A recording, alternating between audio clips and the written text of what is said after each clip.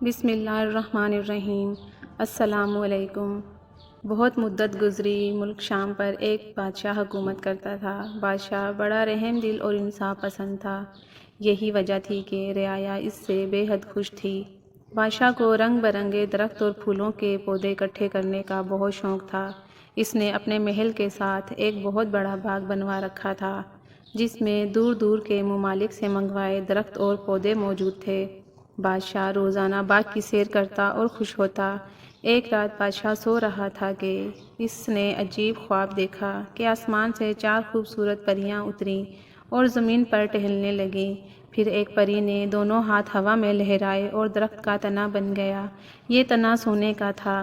اب دوسری پری کی باری تھی اور وہ درخت کی شاخیں بن گئی۔ یہ شاخیں چاندی کی تھی۔ تیسری پری نے بھی ایسا ہی کیا اور پتوں کی شکل اختیار کر گئی۔ پتے ہیرے جواہرات کے تھے۔ تینوں پریوں کی جگہ اب ایک انتہائی خوبصورت درخت کھڑا تھا، جس کے ہیرے کے پتے آپس میں ٹکراتے تو بڑی دلکش آواز پیدا ہوتی۔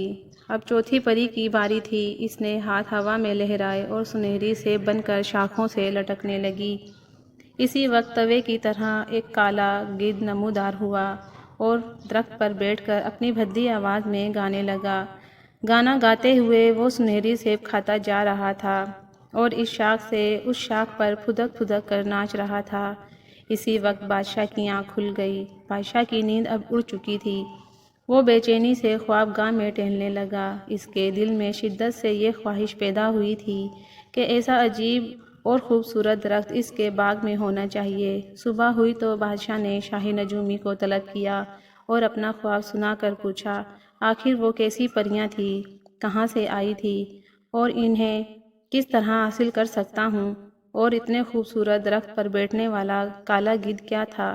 نجومی نے فوراً حساب لگایا اور بولا، جہاں پناہ کا اقبال بلند ہو، غیب کا علم تو خدا ہی جانتا ہے، مگر اس نے مجھے جو علم عطا کیا ہے اس کے مطابق وہ پریاں کوہ کاف کے ایک ظالم جادوگر کی قید میں ہیں۔ اس کا نام ڈھما ڈھم جادوگر ہے۔ آپ نے درخت پر جو کالا گدھ دیکھا تھا وہ ڈھما ڈھم جادوگر ہی تھا۔ اسے مار کر پریوں کو حاصل کیا جا سکتا ہے۔ بادشاہ نے فوراً اعلان کروا دیا کہ جو بھی کوہ کاف جا کر ڈھما ڈھم جادوگر کو مار کر چاروں پریاں آزاد کرا کے لائے گا، اسے آدھی سلطنت دے دی جائے گی۔ سلطنت کے لالچ میں بہت سے نوجوان گئے، مگر ڈھما ڈھم سے نہ بچ سکے۔ بادشاہ کے وزیر کا ایک بیٹا تھا جسے بادشاہ اپنے بیٹوں کی طرح چاہتا تھا۔ وہ بڑا بہادر، سچا اور رحم دل انسان تھا۔ اس نے جب بادشاہ کو اداس دیکھا تو کوہ کاف جانے کا ارادہ کیا اور ایک رات محل سے نکل پڑا۔ وزیر زادے کو کچھ علم نہ تھا کہ کوہ کاف کدھر ہے۔ وہ تو خدا کے بھروسے پر نکل پڑا تھا، اور جو لوگ خدا پر بھروسہ رکھتے ہیں، اسی سے مدد مانگتے ہیں، اس کے دل سے عبادت کرتے ہیں، خدا ان کی مدد ضرور کرتا ہے۔ وزیر زادہ جنگل سے گزر رہا تھا کہ اس نے ایک انتہائی زخمی شخص کو دیکھا جو جھاڑیوں میں پڑا ہائے ہائے کر رہا تھا۔ وہ بری طرح لہو لہان تھا۔ وزیر زادہ اسے اٹھا کر ایک سایہ دار درخت تلے لایا، اسے اپنی جھاگل سے پانی پلایا اور زخم دھو کر پٹی باندھ دی۔ اس شخص نے بتایا کہ وہ ایک سوداگر ہے جسے ڈاکو دولت چھین کر زخمی کر کے یہاں پھینک گئے ہیں۔ اس کے بعد اس شخص نے پوچھا، اے نیک دل انسان، تو اس بھیانک جنگل میں کیا کر رہا ہے؟ وزیر زادے نے اسے ساری بات بتائی تو وہ کہنے لگا، میں تمہاری تو کوئی مدد نہیں کر سکتا، مگر مجھے ایک منتر آتا ہے جس سے انسان جانوروں اور پرندوں کی بولیاں سمجھ سکتا ہے۔ میں وہ منتر تمہیں بتا دیتا ہوں، شاید یہ تمہارے کسی کام آ سکے۔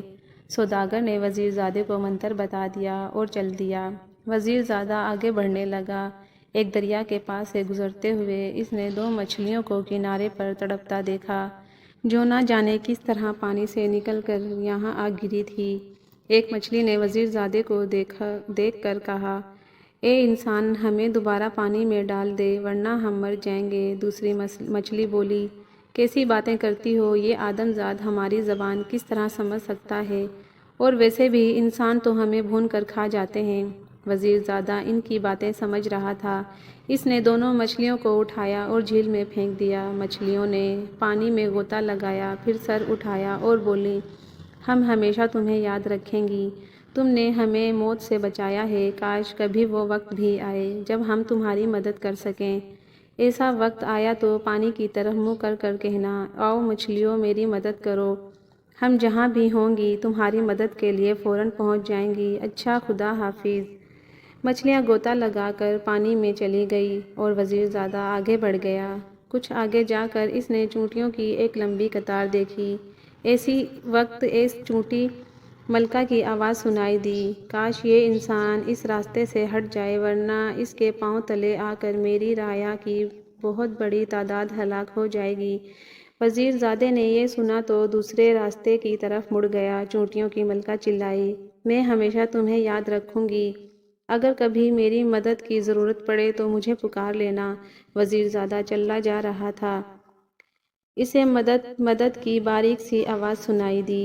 اس نے ادھر ادھر دیکھا، کوئی نہ تھا، مگر مدد کی آواز آ رہی تھی۔ وزیر زادے نے کان لگا کے سنا تو معلوم ہوا کہ یہ آواز سامنے والی جھاڑیوں میں سے آ رہی تھی۔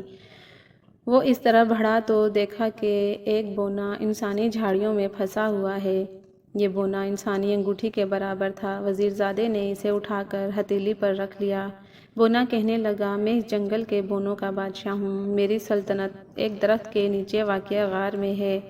آج میں غار سے باہر نکل کر سیر کر رہا تھا کہ ایک چیل نے جھپٹا مارا اور مجھے پنجوں میں دبوچ کر لے اڑی۔ میں نے شور مچایا تو چیل نے گھبرا کر مجھے چھوڑ دیا اور میں ان جھاڑیوں میں آ گرا۔ میں یہاں سے خود نہیں نکل سکتا تھا۔ شکر ہے کہ تم آ گئے اور میری مدد کی۔ کیا میں تمہاری کسی کام آ سکتا ہوں؟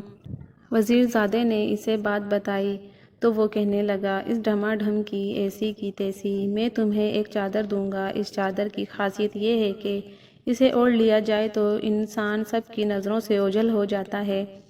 یہ کئی سو سال سے ہماری شاہی خاندان کی ملکیت ہے، آؤ میرے ساتھ چلو۔ وزیر زادہ چل پڑا اور ایک گھنے درخت تلے پہنچنے تو بونے بادشاہ اپنے سلطنت میں چلا گیا اور جب واپس آیا تو اس کے ساتھ کئی بونے تھے جنہوں نے طلسمی چادر اٹھا رکھی تھی۔ یہ چادر رومال کے برابر تھی۔ وزیر زادے نے اسے لے کر جیب میں رکھ لیا۔ بونے بادشاہ نے ہی اسے کوہ کاف کا پتہ بتایا۔ منزلوں پر منزلیں طے کرتا، مشکلات کا مقابلہ کرتا، وزیر زادہ کوہ کاف جا پہنچا۔ یہاں ایک عظیم عالیشان محل تھا جس کے سامنے دو جن پہرا دے رہے تھے۔ وزیر زادے نے فوراً بونوں والی چادر سر پر رکھ لی تاکہ جن اسے دیکھ نہ سکیں اور وہ اطمینان سے محل میں داخل ہو گیا۔ یہ ڈھما ڈھم جادوگر کا محل تھا۔ جوں ہی وزیر زادہ محل میں پہنچا، جادو کی مینا چلانے لگی، ڈھما ڈھم ہوشیار، خبردار، محل میں باہر کا کوئی آدمی گھس آیا ہے، خبردار، خبردار۔ ڈھما ڈھم اس وقت پلنگ پر سو رہا تھا، ہڑبڑا کر اٹھا، فوراً سامنے والی دیوار پر پھونک ماری۔ دیوار پر ایک کھوپڑی کی تصویر ابھر آئی جس کے منہ سے سرخ زبان لٹک رہی تھی۔ ڈھما ڈھم چلایا، مقدس کھوپڑی، کون ہے جو میرے محل میں گھس آیا ہے؟ وہ پہرے دار جنوں سے کس طرح بچ گیا؟ مقدس کھوپڑی کی زبان ہلی اور آواز آئی، ڈھما ڈھم، وہ تو مجھے بھی نظر نہیں آ رہا، میں اس کی بو سونگھ رہی ہوں۔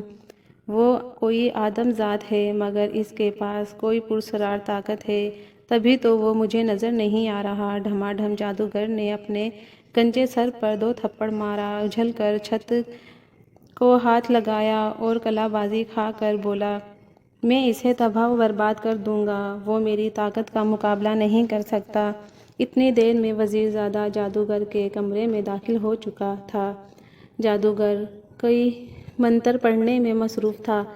وزیر زادے نے دیکھا کہ پاس ہی کئی پنجرے پڑے ہیں، ان میں چوہے، مینڈک، خرگوش بند تھے، شاید جادوگر ان کا خون جادو بنانے میں استعمال کرتا تھا۔ وزیر زادے نے چپکے سے آگے بڑھ کر ایک پنجرا کھولا اور ایک چوہا پکڑ لیا۔ آگے بڑھ کر جادوگر کی چمکتی ٹینٹ پر ایک کراری چپت لگائی۔ جادوگر بوکھلا کر ادھر ادھر دیکھنے لگا۔ اس وقت وزیر زادے نے چوہا جادوگر کی قمیض میں ڈال دیا۔ چوہا قمیض میں اچھلنے کودنے لگا۔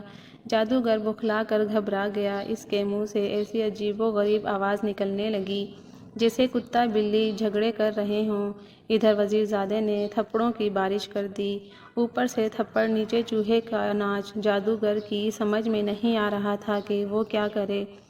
وہ سب منتروں تنتروں بھول گیا اور پھر بری طرح اچھلتا ہوا ہائے ہائے کر رہا تھا۔ جادوگر کے چیلے آواز سن کر بھاگ آئے۔ وہ اپنے استاد کا یہ حشر دیکھ کر ان کی آنکھیں حیرت سے پھٹنے لگیں۔ وزیرزادے نے ڈراؤنی آواز میں کہا، سب بھاگ جاؤ ورنہ میں تمہاری چٹنی بنا دوں گا۔ جادوگر کے چیلوں نے جب یہ بھیانک آواز سنی تو ان کے ہاتھ پاؤں پھول گئے کہ جس بلا نے ان کے استاد کا یہ حال کر دیا ہے وہ انہیں تو کچا چبا جائے گی۔ وہ سر پر پاؤں رکھ کر بھاگ نکلے۔ اس دوران چوہا جادوگر کی قمیض سے نکل کر نیچے گر گیا، لیکن تھپڑ گنجی ٹن کو مسلسل پلپلا کیے جا رہی تھی۔ اب وزیرزادے نے خنجر نکال کر جادوگر کے سینے میں گھونپ دیا۔ جادوگر کے حلق سے زوردار چیخ نکلی اور وہ تڑپ تڑپ کر ہلاک ہو گیا۔ چاروں پریاں اب آزاد ہو چکی تھیں۔ شہزادے نے طلسمی چادر سر سے اتاری اور ان کے سامنے ظاہر ہو گیا۔ انہیں ساری کہانی سنائی۔ وہ بڑی شکر گزار ہوئیں۔ پہلی پری نے کہا، اے آدم زاد، ہم پر تیرا احسان ہے، لیکن ہم اس وقت تک تیرے ساتھ نہیں جا سکتی جب تک تم ہماری 2 شرطیں پوری نہ کر دو۔ وزیرزادے نے پوچھا، وہ 2 شرطیں کیا ہیں؟ پری نے اپنی انگلی سے انگوٹھی اتاری اور پاس بہتے دریا میں پھینک کر بولی، پہلی شرط تو یہ ہے کہ اسے 24 گھنٹے کے اندر اندر پانی سے ڈھونڈ کر لاؤ۔ ہم کل صبح تمہارے پاس آئیں گی۔ یہ تو ناممکن سی بات تھی۔ وزیرزادہ دن بھر دریا میں غوطے لگا کر انگوٹھی تلاش کرتا رہا مگر کچھ بھی ہاتھ نہ آیا۔ شام کے وقت وہ تھک ہار کر دریا کے کنارے اداس بیٹھا تھا کہ اچانک اسے مچھلیوں کا خیال آیا۔ یہ وہی دریا تھی جو جنگل سے کوہ کاف کے آگے تک بہتا تھا۔ وزیرزادے نے مچھلیوں سے مدد لینے کا فیصلہ کیا اور پانی میں چھلانگ لگا کر بولا، آؤ مچھلیوں میری مدد کرو۔ اتنا کہنا تھا کہ پانی میں ہلچل پیدا ہوئی اور دونوں مچھلیوں نے پانی سے سر نکال کر کہا، ہم حاضر ہیں، بتاؤ ہم تمہاری کیا مدد کر سکتی ہیں۔ وزیرزادے نے انہیں انگوٹھی ڈھونڈنے کا کہا۔ مچھلیاں منٹوں میں انگوٹھی لے آئیں اور وزیرزادے کے حوالے کر کے چلی گئیں۔ صبح جب پریاں آئیں تو وزیرزادے نے انگوٹھی انہیں دے دی۔ تب چاروں پریوں نے باجرے کے 4 تھیلے زمین پر بکھیر دیے۔ بڑی پری نے کہا، تمہیں یہ بیج کل صبح تک اکٹھے کرنے ہیں۔ اگر تم کامیاب ہو گئے تو ہم تمہارے ساتھ چلیں گی۔ وزیرزادہ سوچنے لگا کہ یہ کس طرح ہو سکے گا۔ کوئی ترکیب اس کے سمجھ میں نہیں آ رہی تھی۔ یہ کام تو کئی شخص مل کر بھی ایک دن میں نہیں کر سکتے تھے۔ وزیرزادہ یہ سوچ کر اداس ہو گیا کہ وہ یہ شرط پوری نہ کر سکا اور ناکام واپس چلا گیا۔ یکایک وزیرزادہ اچھل پڑا۔ اسے چیونٹیوں کی ملکہ یاد آ گئی تھی۔ وہ یقیناً اپنی رایا کے ساتھ مل کر یہ کام کر سکتی تھی۔ وزیرزادہ نے جنگل کی طرف منہ کر کے کہا، آؤ چیونٹیوں میری مدد کرو۔ کچھ ہی دیر بعد چیونٹیوں کی ایک بڑی فوج آتی دکھائی دی۔ ان کے آگے ملکہ چیونٹی تھی۔ اس نے کہا، تم نے ہمیں پکارا، ہم آ گئیں، بتاؤ ہمارے لیے کیا حکم ہے؟ وزیرزادے نے کہا، مجھے زمین پر بکھرے ہوئے باجرے کے یہ بیج اکٹھا کر دو۔ ارے یہ بھی کوئی کام ہے؟ چیونٹی ملکہ نے ہنس کر بولا اور اپنی تمام رعایا سمیت کام میں لگ گئی۔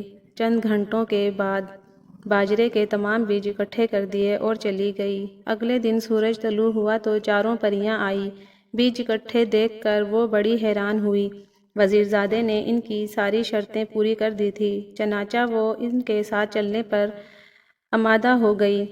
پریوں نے وزیرزادے کو اٹھایا اور اڑتی ہوئی ملک شام پہنچ گئی۔